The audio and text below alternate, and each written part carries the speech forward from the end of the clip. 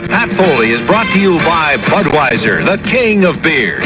Reach for that distinctively clean, crisp taste that says Budweiser. For all you do, this Bud's for you. And now let's join WIND's Pat Foley for the Chicago Blackhawk Hockey pregame show.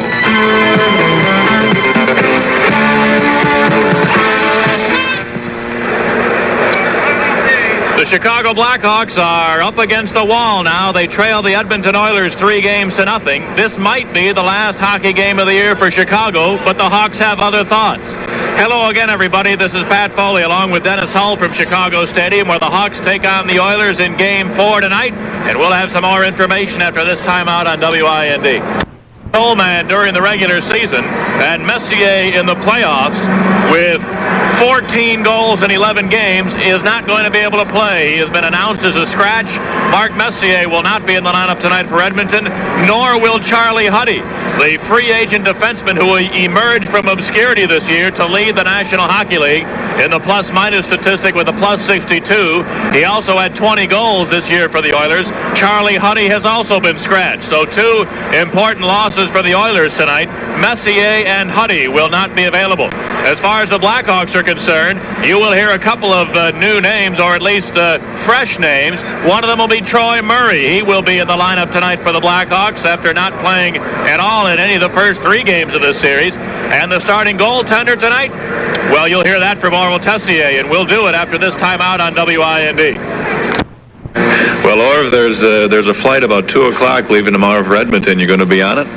I'd really love to be on it. I think that we're all tired of traveling now, but at this time of the year, you always find that little extra to get on the plane. And I have a lot of friends in Edmonton. I'd like to go and see them. And to do that, we have to come up with a good game tonight. But I'd be looking forward to going to Edmonton. Well, I'll tell you what, you certainly played an awfully strong game, it seemed to me, on Sunday night in the 3rd game of the series. And I'll tell you one thing, and I think you expressed this, so there was no talk of anybody laying down or throwing the towel in. I think anybody who was wearing a white sweater that night could go home proud. Well, you know, I've talked to a lot of people since then who saw the game. They say that's one of the best games they've seen in the playoffs this year, and that's including people who have covered other games for the news media.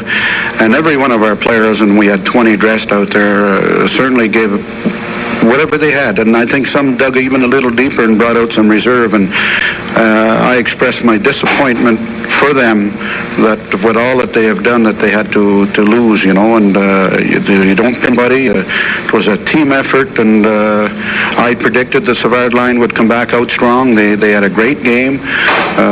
Everybody just gave out, and the only thing we've done, Pat, in the last day or two, when you suffer a bitter defeat, is that we're not going to change anything and new strategies. You've played so much now, is that we want the same effort. The players are determined to give it the same effort, and we'll take our chances again tonight if we play as well. I think a few bounces here or there, I think we can win the hockey game. That's exactly, I was just thinking, what you have to combat at this point is just the possibility of guys getting down. Boy, we gave it our best shot, and we still couldn't get over the hump. But there wasn't anything in that game that a bounce or two couldn't have changed. You even think of their first goal. It goes off somebody's skate right to their guy, and he puts it in. Well, you got to be good, but you got to be lucky. It's the same old story. Well, I think we are, when you are good, you always have your share of luck, and it seems that when you're down, it gets worse before it gets better. We said it all year as a team. Sometimes we'd have a couple of bad games, and we'd say, well, if we lay down, it'll get worse before it gets better. So instead of laying down, let's pick ourselves up quickly. And this is the first time this year we've ever lost 3 games. It's a bad time of the season to do it, but even so, there are not many teams in hockey that can boast that, and that proves a point that the guys could recover quickly from some bad hockey and come back and get to work again. They did. Unfortunately, we didn't get it our way, but I walked out of here the other night, and there was several hundred fans still at the door, and not one of them was critical of anybody. They were very pleased with the effort put out by their team. Yeah, I think everybody got their money's worth that night, and I would assume they'll do so again tonight. Let me ask you about the dream matchup, so to speak, or at least many media types, microphone-wielding people would tell you that. Savard and Gretzky, did you like the way that matchup went the other night, and might we see a little bit more of that? Well, I think we will. We have poured over all the stats, and we see where the Lysiak line has only 1 goal, and that's our play goal. I think they've done a reasonably good job. We talked about it this morning, but in watching that line so closely, they have not had an opportunity to get more chances at the goal. And I think with the Savard line there, well, I think both lines will be up and down. I mean, that's like throwing caution to the wind when you put those two lines out against each other. But I think the game itself will dictate to us whether we should match that or not. I don't doubt that you will see it.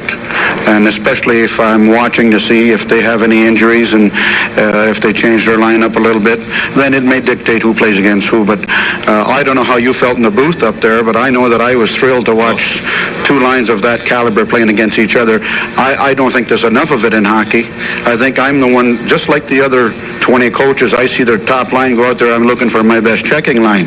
But I think every once in a while, that's a treat. That's like having ice cream with your pie at the end. That's exactly right. You probably wish you had a nickel for every time you've been asked this question in the last day or two, but I'll give you another nickel if I can ask you who your goaltender is going to be tonight. Well, we really thought about it seriously. We know how Tony played here the other night. We know that both goaltenders are responsible for their share of bringing us here, and both had great seasons. They both played well. The Minnesota series, when Murray faltered, we brought in Tony, and Tony finished it off in grand style. We got great goaltending in the St. Louis series. Unfortunately, Murray had a rough night. Now, the whole hockey club had a rough night, and Tony allowed 8. We brought in Murray. Murray allowed 8. We brought in Tony. Now it comes to a point where you're playing the fourth game, and you're looking at the two goaltenders, and I really dug deep on this one, and I said to myself, what would I do if I was the goaltenders? How would I feel? And the decision that I made is that we're going to put Murray in goal. To leave Murray hanging after what he thinks is a bad outing for the whole summer, if we should lose, would be very unfair. Tony allowed 8. We gave him a second chance, and he grabbed it and played very well. And I think that Murray played so well for us all year, and so did Tony, that we have to be honest to Murray also. And Murray is very capable of coming back with a strong game, and Murray should be a member of this organization for a long time. And we want to be extremely fair and at the same time show our confidence in all of our players. Well, I got my bags packed. I want to be on the plane tomorrow, although Edmonton isn't much of a town. Let's go. Well, I'd hope to be with you, that's for sure. All right, Orval Tessier on the pregame show. Back for more after this on WIND. Here's the first period summary. It was mostly all Edmonton. The Oilers opened the scoring when Wayne Gretzky scored from Anderson and LaRiviere at 2:46. Then it was an Oiler power play goal. Puzar from Kevin Lowe and Ken Linsman at 3:47. A quick 2-0 Edmonton lead. Then the Oilers got another power play tally. This one from Glenn Anderson on an open net rebound. Assisted by Gretzky and Lowe at 15:01. That was followed by Puzar, his second of the game, from Linsman and Lindstrom at 6:49. The Hawks finally got on the board. Daryl Sutter with a breakaway goal, 4th of the playoffs, 35th of the year, assisted by Lysiak at the 17-12 mark. The shots in the first period, 16 for Edmonton, 13 for Chicago.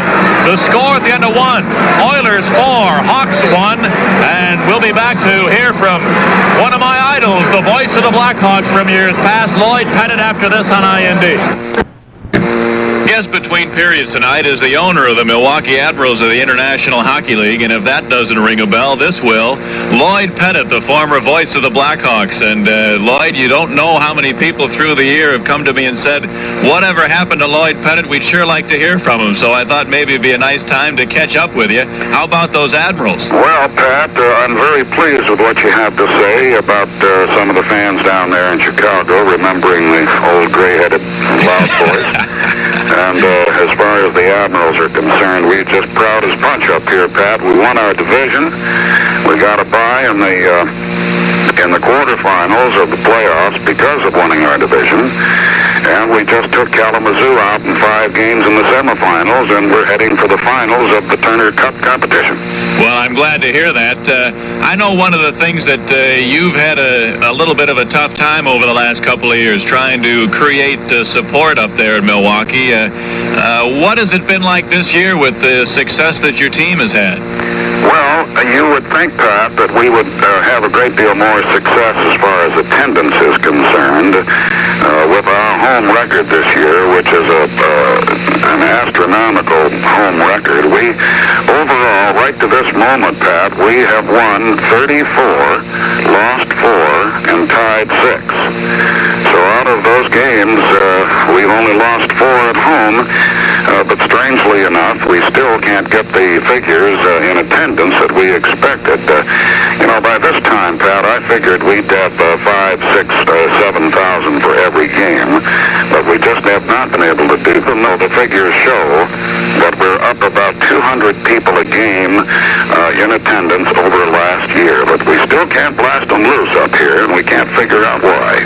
Boy, I'm sorry to hear that, because I know over the last couple of years the team wasn't quite as successful as you thought it might be, and you thought that a good product on the ice would result in a full building, but it hasn't worked out that way. Would you say that part of the problem is trying to sell a great sport, albeit a minor league team, in a city that would probably like to consider itself major league, with the Brewers and the Milwaukee Bucks and so on? Has that been a problem, would you say? I think that it's certainly part of the situation, Pat. We are constantly being outshone, of course, attendance-wise, by the Brewers and the Bucks and Marquette Warriors, and even the situation out in Madison at the University of Wisconsin is incredible. They're filled. Their building is filled almost every game that they play out there. So that might be a portion of the answer to our attendance problems, Pat. What would you say, Lloyd? Let's give our fans an idea of what it takes to run a minor league team. What would you say would be the break-even point? What would you need to average in attendance to break even for a year? We have to average 4,000 a game. And that's a far cry from what we see in the National Hockey League. But of course, I know over the years you have not only put a lot of blood, sweat, and tears into that operation. You've put some hard greenbacks into that Milwaukee team to keep it afloat. I'm wondering what your thoughts are now. You sound as if you're a little bit disappointed, and well, you should be, with the attendance not being what you'd like. What are your thoughts at this point as your season nears an end? Well, it's never fun to be a loser money-wise, Pat. No one ever likes that. But we are so much interested in maintaining the sport here in Milwaukee that we are willing to take our lumps financially. And believe me, Pat, we are taking our lumps. This is the end of our 6th year in the International Hockey League, and each year it's been increasingly difficult to maintain the financial side of an operation of this kind. But we're dedicated to it, Pat, and we are going on a year-to-year basis. The most important thing is our desire to maintain this great sport in this city. Well, I'm awfully glad to hear that. And you talk about the great sport that you've been involved in for so many years. Let's talk a little bit about your career and as the Chicago fans know you. First of all, have you been able to follow the Blackhawks very much this year? Well, I follow them in the newspaper, Pat. As a matter of fact, I'm almost ashamed to admit that Jane and I gave up the broadcast trail in 1975, and we have not seen a Blackhawk game since that time. Now, that sounds rather peculiar, but we're a little busy up here in Milwaukee, too, what with our own team and our scheduling problems, and also various other interests in our life. Hockey is not the only thing that we do, so we're busy enough, so we just have not been able to get down there. But we get the Trib every morning, and so we follow the club in the newspaper all the time. I know that you mentioned getting out of the game when you did, and one of the things that has always interested me about you, Lloyd, is the fact that you didn't, nobody was pushing you out the door when you left. You were really at the height of your popularity, it could be said, when you decided to hang it up. I know we've talked before about the travel maybe being a large reason for you to get out of the business, but it's interesting that you were in such demand at the time that you chose to leave. Well, Pat, I'm sure that you already know this. When I decided that I'd had enough in 1975 and left the broadcast duties of the Blackhawks, it was an amicable parting. There was never any problem whatsoever. the end of the 75 season, the Blackhawks and the radio and television people wanted me to continue, but I felt that it was just enough. 16 years is a pretty long time. And for an example, Pat, the last season that we did the broadcasts for the Hawks, we did 86 hockey games, and we traveled over 160,000 air miles. And, the airports and the hotels and the motels and the buses and the cabs, all of that begins to get to you eventually. And at the end of 75, even though the Blackhawks wanted me to continue, I told them I just couldn't do that. I told them that I would be willing to commute, as I did before, between Milwaukee and Chicago to do the home games. But as you know, Pat, they wanted one voice for both sides. And so we agreed that was enough, and that has been enough. Let me add now, tell me honestly, when you're sitting behind the Milwaukee Admirals bench, I know where you sit there in the Milwaukee arena, does it ever happen that you're watching a game and all of a sudden the old wheels start to turn in your mind and you start maybe doing a little play-by-play in your head? Does that ever happen? Absolutely. I do the whole game in my head. There's no doubt about that. And Pat, I am more frustrated sitting behind our bench than I ever was in front of a microphone, because in describing the action, whether it was radio or television, that was my outlet. But sitting behind my own bench and watching my own kids play, I just about go crazy. I'm up and down out of my seat 100 times, and I must admit, I complain about the officiating, and I yell at people, and, well, I guess to properly describe it, I make an absolute fool of myself. Well, it could be safely said then that every once in a while the itch is there to maybe get back behind the mic every now and again. Well, you know what the challenge is, Pat? You do it every other night or whatever your schedule is these days. The challenge of broadcasting a hockey game is a tremendous one, and I certainly do miss that. I know that you feel the same at the end of the game when you feel that you've really hit it on a good description of the game. You're elated for hours after that game is over. And I remember every once in a while when I'd hit it right and how great I felt that I had met the challenge of the broadcast. But that's the only thing I miss, Pat. The rest of it just got a little bit too much for me. Let me ask you quickly, Lloyd. I've asked some other veteran broadcasters about this, and, as a broadcaster, you try to do the same job game in and game out for the, I think we're at about 92 broadcasts now, or 95, somewhere in that area. But obviously from one night to another you may be a little different. But even though you try to be every night, would you say that no matter how you try to do it, you sound better when the team wins to the average listener? I think that's true. You have to be, especially when I had the kind of a job that I had. Being basically the broadcaster for the Blackhawks, I was pretty much a homer, Pat. And I was elated when the team was ahead, and elated when they won, and of course down when they lost. And the main reason for that, as I say, Pat, if I had been doing a network broadcast, then my feelings would have been right down the middle. But as it was, being the Blackhawk announcer, I was definitely a homer, and I definitely was a rah-rah guy for the team. Lloyd, I wish we had some more time. I know the fans do too, but I've appreciated you taking the time to visit with us, and I know that your many loyal followers over those 16 years who grew up with you as I did appreciate the visit with you again tonight, and we'll hopefully do it again. And you know that you have a standing invitation to come down here and sit back up in the birdcage, don't you? Well, I sure appreciate that, Pat, and by golly, one of these days, Jane and I are going to drive those 90 miles and come down and say hello to you and all of the other old friends that are still with Blackhawk management. And of course, the team is almost unknown to me these days. Things do change, and all of the great hockey players that I followed, the Glenn Halls and the Stan Mikitas and the Bobby Hulls and the Chico Mackeys, et cetera, are no longer active with the Blackhawks. But we'll get down there and say howdy one of these days. Well, I hope you can make it happen. Many thanks for the chat. Okay, Pat. Thank you. That's Lloyd Pettit, the former voice of the Blackhawks. We'll be back for more after this time out on WIND.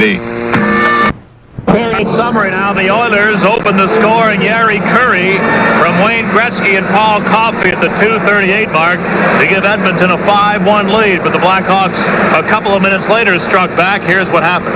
Round a lead for Savard. Ovine put it into the near corner. Secord bumps there with LaRiviere. Now Savard sent it. Larder scores! Steve Larder off the feed from Dennis Savard. Larder left unchecked right in the slot. 15 feet out, and he didn't make any mistake with that one. 5-2 now in favor of the Oilers. Farmer, his 5th playoff goal, 48th of the year, assisted by Savard and Secord at 4:51.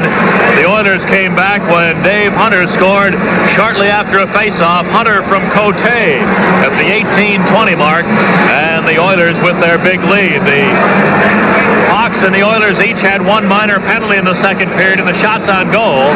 Edmonton 9, Chicago 6, the two-period totals. The Oilers 25 shots, and the Blackhawks with 19.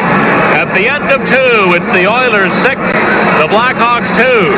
We'll be back here for the third period shortly. Now get you back to the studios for all the sports news of the day. I'm Pat Foley on Talk Radio 56. And listen to them now. Let's go Hawks, they're cheering. 15 seconds left. Bob Murray back to the net. 10 seconds to go. The Edmonton Oilers are going on to the finals.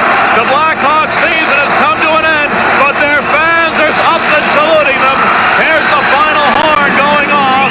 The Oilers all off in a victorious celebration, as well they should be. They win the series in 4 straight.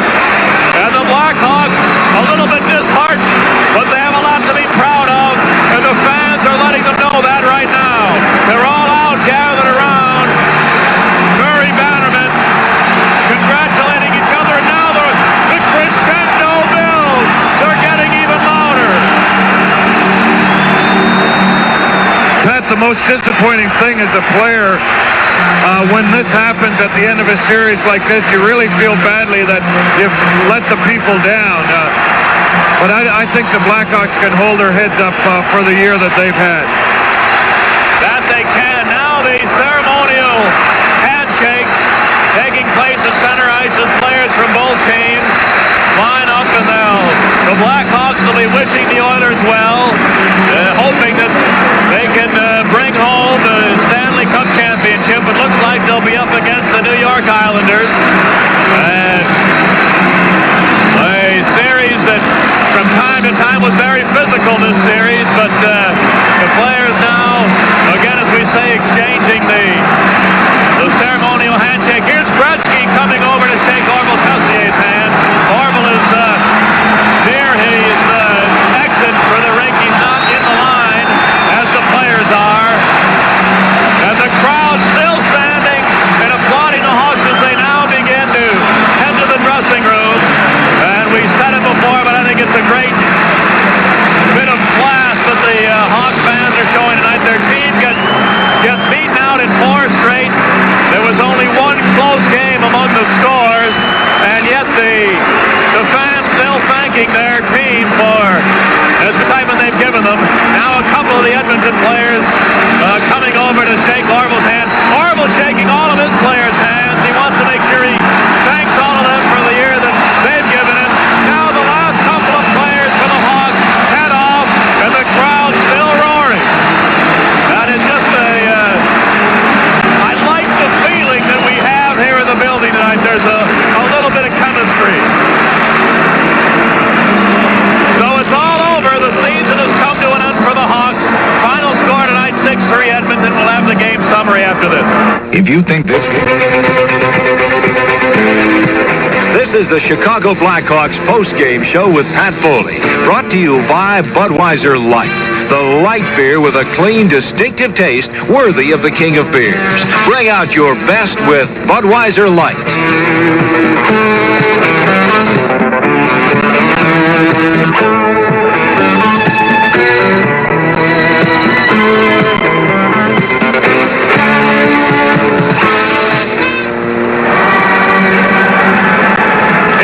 summary now. 17,536 classy folks on hand tonight. They saw the Oilers really get off to a quick start, and that was, in the end, what decided the game. Wayne Gretzky opened the scoring at the 2:46 mark. Gretzky from Glenn Anderson and Gary LaRiviere to make it 1-0. And Edmonton struck again very quickly a minute later.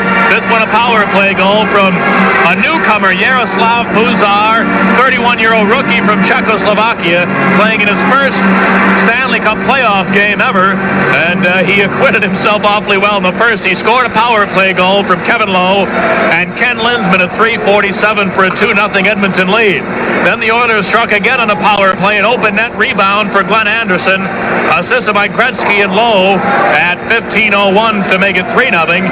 Then Puzar again, his second of the game, from Linsman and Lindstrom at 16:49 to make it 4-0 Edmonton. The Blackhawks aboard when Tom Lysiak put Daryl Sutter in with a breakaway. Sutter scoring his fourth playoff goal, 35th of the year, from Lysiak at 17:12. The Oilers out shooting the Hawks 16-13 in the first, and they took a 4-1 lead into the second. They increased it again with an early strike. Yari Curry from Wayne Gretzky and Paul Coffey at the 2:38 mark to make it 5-1. And then it was Steve Larmer, his fifth of the playoffs, 48th of the year from Savard and Secord at 4:51 to make it 5-2. And Edmonton's Dave Hunter scored from Cote at 18:20 to finish off the second period. The Oilers out shooting the Hawks 9-6 in the middle period, and they took a 6-2 lead into the third. The Blackhawks tried everything they could, but all they could do was convert on one power play chance. Here's what happened. Higgins left it there for Ludzik. He moves to the near corner. Now Jackson bumping him there. They battle away. Frazier helped out, dug it loose. Frazier moving in front, shooting. He scored! Kurt Frazier took the puck out of the pack on the near board, walked in front and fired by Moog on the 6th side, and the Hawks now trail at 6-3. That, as it turned out, the last goal of the season for the Chicago Blackhawks. Kurt Frazier on the power play, his first of the playoffs. 13th of the year from Steve Ludzik and Tim Higgins. At the 11:23 mark, the Hawks out shooting the Oilers, but only 5-4 in the third period. And the game total, Edmonton 29 shots and Chicago at 24. There's your summary, 6-3, the Edmonton final, and we'll be back after this on IND. Pat Foley and Dennis Hall back at Chicago Stadium, and unfortunately it is true that all good things must come to an end, and tonight the Blackhawks pack it in. They're finished for the year, unfortunately, in 4 straight games of the Edmonton Oilers. This win by Edmonton in 4 straight, as I think we've made clear throughout the broadcast, really it's too bad the season must end this way, but there are really, as you look back over the entire season, there are only 2 teams that have handled the Blackhawks with authority. The Boston Bruins, who won all 3 games in the regular season series, and these Edmonton Oilers, who, as we said, they won 4 straight in this series, and only 1 game was really close in terms of the final score. So the Blackhawks have a lot to be proud of, with 47 victories, 104 points, a Norris Division regular season and playoff championship. None of that luster can be taken away, and only the hope springs eternal that next year will be even closer to the coveted cup. Well, that's right, Pat. I'm sure the Blackhawks aren't going to stand still, but there's a lot of positive things we can say about the playoffs. It was Orval's first playoffs in the National Hockey League, and accredited himself well, and I'm sure that he's going to learn from this experience. He's not a guy that stands pat or stands still or doesn't learn, and he's going to be better the next time around. As I mentioned earlier, Steve Ludzik probably played more in the playoffs, a regular shift, than he did during the season, and that's going to make a big difference to Steve next year when he starts the regular season. And Kurt Frazier will be here all of next year, which is a positive. Feemster and Doug Crossman, I think, played very well in these playoffs, and that'll keep them in good stead for next year also. Well, you mentioned a lot of names, and most of the fellas you mentioned are the youthful folks who are the reason for optimism in years to come. I think we better mention Steve Larmer, who should and probably will win the Rookie of the Year award. professionalism from his end, and you've got certainly a very strong core of veterans that have been an important part of this hockey team. Fellas like Tom Lysiak and Bob Murray and Doug Wilson and Tony Esposito, and you can look down Greg Fox with his contributions through the year. So there's it's too bad to end it in 4 straight, but as I said, I don't think the total luster of this 82-83 season can be lost as a result of this one series. There were too many accomplishments to be forgotten this quickly. Well, there's lots of players, National Hockey League players, who have been home with great suntans for a month, and they'd very much like to be in the position that the Chicago Blackhawk players are in. And when you get down to the Final Four in a league of 22, is it, or 21 teams, then you've accomplished a great deal. Now all they have to do is get over that one more hurdle to get in that in the final twosome, and I'm sure that's what they'll be thinking about and working towards all of next year. The other final, in case you missed it, the Islanders beat the Boston Bruins 8-3. They now lead the series 3-1. It is looking as if the Oilers will be playing the New York Islanders as the Islanders go for their 4th straight Stanley Cup, but they'll have to get through this Edmonton juggernaut in order to be a dandy of a series, I would think. The savvy veterans of the New York Islanders who have tasted the Stanley Cup champagne before against the young, upstart, high-flying Oilers who seem to be on such a roll. And as we mentioned earlier, the experience that they had last year losing to LA after they had a 5-0 lead in that game and they went on to lose the series, it appeared to be, as much as anything, the thing that woke them up, and they concentrated right through all the playoffs. We talked to people in Winnipeg and Calgary, and they played those series the same way as they played this one. They played 60 minutes. If it was 8-1, they wanted to make it 9-1. They wanted to take no chance of having the same sort of letdown that they had last year, and certainly you've got to consider them an awesome force, and we've used that word a couple of times, but I think it's apropos. They have been awesome, and they will be a force to be reckoned with in the finals. Well, one of the most effective things they have, besides Gretzky, of course, who actually really wasn't a standout tonight, if you call getting 1 goal and two assists not being a standout, but he really wasn't the main force behind Edmonton tonight.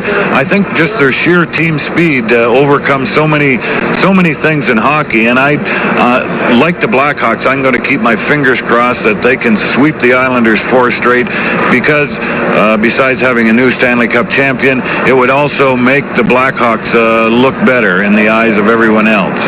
Well, it's thank you time on our last broadcast here tonight, and first of all, thanks to you, Monsieur Hull. You've been very cooperative, and I've certainly enjoyed working with you over the last month or so, or whatever it's been, and I hope it's not the last time that we'll see up here behind the microphone. I have thoroughly enjoyed it and thought you added a lot to the broadcast. Well, thank you, Pat. You're certainly a great pro to work with, and very easy to work with, and I've enjoyed it, and I think this is the first night of all the times I've been here that I haven't mentioned IIT, where I'm athletic director, and I thought I'd do this game without mentioning that. Oh, I'm glad you did. The other line for an appreciative mention from us up here, all the folks at IND who have been awfully supportive, Clark Weber and Steve King and Lee Rogers and Dave Baum and Ted Lauterbach, who've all certainly made great efforts to keep the Blackhawks in mind and talk about them on the air, and we're thankful for that. We certainly, guys like Mike Dyke and Burl Dworkin, our engineers, have worked hard with us throughout the year, and a very special thanks from me, really, to the members of the Blackhawk organization, from Bob Pulford to Orval Tessier, right down through every player. They have all been most cooperative with me and doing interviews and whatnot. I've never had a guy really shy away and refuse to do anything if I asked him to, and I am awfully thankful for that, and hope that the relationship will continue to blossom and to be a positive one. But without those guys, my job would certainly be a lot more difficult. So we appreciate their cooperation throughout the year. I think, Dennis, to wrap it up, what can be said about the Chicago Blackhawks for this year's edition this is an awfully good hockey team. It's not quite a Stanley Cup team yet, but we can say that this team is among the elite in the National Hockey League now. There's that one or two more hurdle that needs to be jumped in order to get all the way to the Stanley Cup and maybe get the taste of that champagne at the end of the year. But this team is not far away from being there. Well, the people running it, Bob Pulford and Orval Tessier, I'm sure that they're the type of people who know what they need and are going to get it. And I think the Stanley Cup here will be here in Chicago real soon, and I'm really looking forward to that day. But I'd also like to mention, Pat, the fans that I've noticed in all the games that I've been here. They've been simply great, and I'd suggest to any of them that are listening, if they haven't anything to do, Wrigley Field and show Lee Elia what real Chicago fans are. Well, I'll tell you what, we mentioned at the close of the play tonight, but those over 17,000 that were here, they showed class. They made themselves proud of themselves, if that is not an inaccurate thing to say. They, with the game out of hand and the clock winding down, they stood for about the last 2.5 minutes applauding, saluting their team, and kind of giving them a thank you for all the thrills that were provided to them through the course of the year. And certainly the great fans that have been showing up here all year long and have been supportive to us and our efforts here are awfully appreciated too. And without them, no sense for us to even show up. So again, a big thank you to them. That pretty well does it from here. It's all over. There isn't any more. The final score tonight: the Edmonton Oilers 6, the Chicago Blackhawks 3. The season does come to an end, but hope springs eternal, and there's reason for optimism as the 83-84 season looms ahead, with training camp beginning probably in late August or early September, and we will look forward to that. I hope you've enjoyed these broadcasts nearly half as much as we've enjoyed bringing them to you. It's been a pleasure all the way through, and all we can say again is a thank you to those who have been supportive of our efforts up here, and I just hope everybody enjoys their job as much as I enjoy mine, because we'd all be very happy. That'll do it from here. Pat Foley, hoping you enjoyed the broadcast. We hope you enjoyed the season, and we hope to be back with you again next year. Until then, so long, everyone.